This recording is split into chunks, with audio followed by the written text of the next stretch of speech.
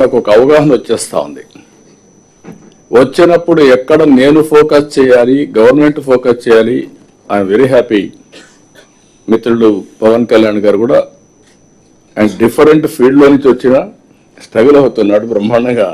నేను చూస్తే ఒక ఎగ్జాంపుల్ చెప్తున్నా మీకు. మేము ఉద్యోగాలు ఇచ్చాం. ఎన్నో సంవత్సరాలుగా ఒక కోరిక. మొన్నే డిఎస్సి చేశాం.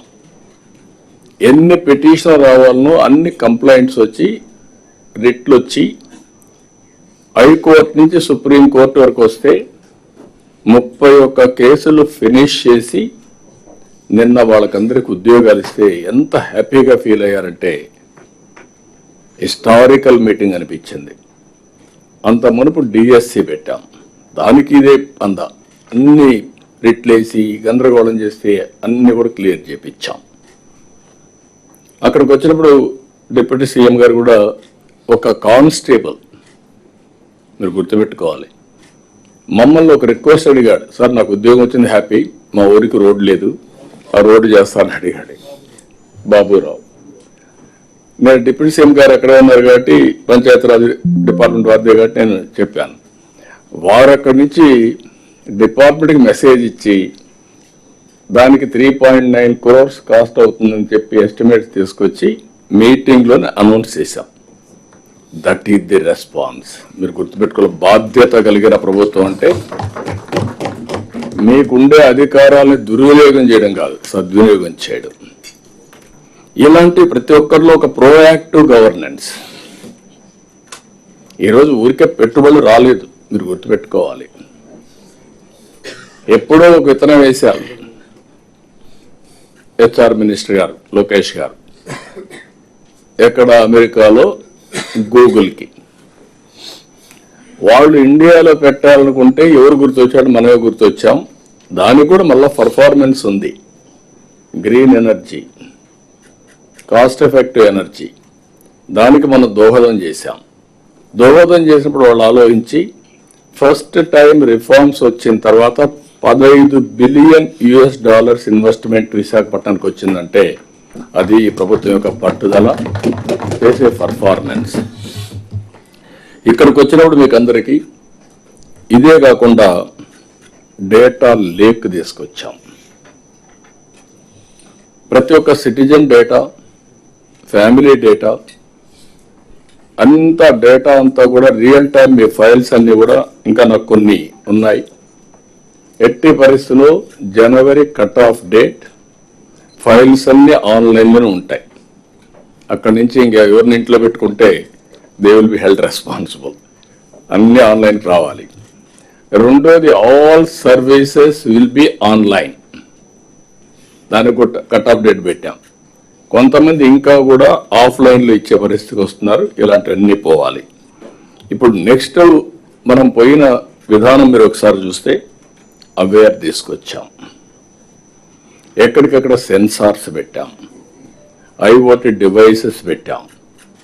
Around 42 parameters. మీకు డేటా కావాలంటే రియల్ టైం మీ కంప్యూటర్లో ఉంది. దీనికి ఆర్టిఫిషియల్ ఇంటెలిజెన్స్ తీసుకొచ్చాం. మీరు ఏదైనా డెసిషన్ మేకింగ్ కావాలంటే రియల్ టైం మీ జిల్లాకు సంబంధించింది, మీ గ్రామానికి సంబంధించింది, ఒక సమస్యకు సంబంధించింది మీరు తీసుకునే పరిస్థితి తీసుకొస్తున్నాం. నేను చాలాసార్లు మీ అందరికీ చెప్పాను, we are an inspiring time. Hard work కాదు, స్మార్ట్ వర్క్ చేస్తే ఏదైనా సాధ్యం. అది మనం చేసుకుంటా పోతే ఈజీ అవుతుందని చెప్పాను. ఇన్ కోర్స్ ఆఫ్ టైం మీరే చూస్తారు. ఇక్కడికి వచ్చినప్పుడు ఇంకొక సబ్జెక్ట్, మనం centrally sponsored schemes. Almost all centrally sponsored schemes అని డిఫెక్ట్ అయిపోయినాయి. ఇప్పుడు అన్ని మళ్ళీ నేను ఢిల్లీకి పోయి మాకు హెల్ప్ చేయమని కూటమి ప్రభుత్వాలు అడిగితే వాళ్ళు నాకు ఫస్ట్ నేను ఒక విష్ లిస్ట్ ఇస్తే వాళ్ళు కౌంటర్ విష్ లిస్ట్ ఇచ్చి, ముందు మీ దగ్గర అకౌంట్స్ అన్ని సరిగా లేవు, మీకు డబ్బులు ఇచ్చాం, దానికి మీరు లెక్కలు చెప్పలేదు, ముందు ఆ లెక్కలు చెప్పండి తర్వాత మాట్లాడమంటే మళ్ళీ వచ్చి అవన్నీ క్లియర్ చేసి డబ్బులు లేవు, క్లియర్ చేశాం, ఫేజ్డ్ మేనర్గా చేసుకొని ఇప్పటికీ రైలు ఎక్కించాం. అయితే ఇక్కడ మీరు చేయాల్సింది సెంట్రల్లీ స్పాన్సర్ స్కీమ్స్ అని మ్యాక్సిమం ఉపయోగించుకోవాలి. ఒక్కొక్క స్కీమ్ ఒక్కొక్క వేరియేషన్ ఉంటుంది. మీకు కొన్ని అవసరాలు ఉంటాయి, కానీ అవసరాల కంటే ఆ డబ్బుల్ని ఉపయోగించుకొని మన ఇన్ఫ్రాస్ట్రక్చర్ కానీ మనకి ఏ విధంగా అభివృద్ధికి ఉపయోగపడతాయో దాన్ని వర్కౌట్ చేయాల్సిన అవసరం, దానికోసం ఇది పెట్టాం. Investment proposals. నేను ఎప్పుడు కూడా మీకు ఒక మాట చెప్పాను, ఈ ప్రభుత్వం మొట్టమొదటి సంక్షేమం. మేము ఎన్నికల్లో చాలా స్పష్టంగా హామీ ఇచ్చాం, సూపర్ 6 అమలు చేస్తామని. ఈరోజు మీరు ఒకసారి చూస్తే రెట్రాస్పెక్ట్ ఎఫెక్టివ్గా పెన్షన్లు ఇచ్చాం. 4,000, 6,000, 10,000, 15,000. అక్కడి నుంచి ప్రతి నెల 1వ తారీఖున ఇస్తున్నాం. పేదల సేవలో మన అందరం పోయి కూడా మళ్ళా ఇస్తున్నాం, అంటే రీఎన్ఫోర్స్ చేయడానికి మళ్ళీ చేస్తున్నాం. ఒకప్పుడు జీతాలు కానీ ఉద్యోగస్తులకు పెన్షన్లు కానీ ఇవ్వలేని పరిస్థితి ఉంటే ఈరోజు అవి రెండు కూడా రెగ్యులేట్ చేసి 1వ తారీఖున అవసరమైతే ఆ రోజు హాలిడే అయితే 1 డే ఇన్ అడ్వాన్స్ ఇస్తున్నాం. రెండో ప్రోగ్రాం మీరు చూస్తే తల్లికి వందనం. దాన్ని కూడా అందరికీ, 2 పిల్లలుంటే 2 పిల్లలకి, అందరికి 3 ఉంటే, కొంతమంది 6 మంది 7 మంది వచ్చిన కూడా ఉన్నారు. భవిష్యత్తులో నాకు అనిపించింది వాళ్ళే ఈ దేశ భక్తులుగా తయారవుతారు. ఎందుకంటే పాపులేషన్ తగ్గిపోతా ఉంది. ఇప్పుడు మామూలుగా మనం పాపులేషన్ మేనేజ్మెంట్ మాట్లాడుతున్నాం, ఎక్కువ మంది మినిమం 3 children 2 children మాట్లాడుతున్నాం. దానికి ఇది ఉపయోగపడే పరిస్థితి వస్తుంది. ఇంకొక పక్క అన్నదాత సుఖీభవ 2వ ఇన్స్టాల్మెంట్ ఇచ్చాం. అక్కడి నుంచి వాళ్ళు కూడా మోటివేట్ చేసి ఇంకా కొన్ని సమస్యలు నేను మాట్లాడుతాను, దాన్ని కూడా జయప్రదం చేశాం.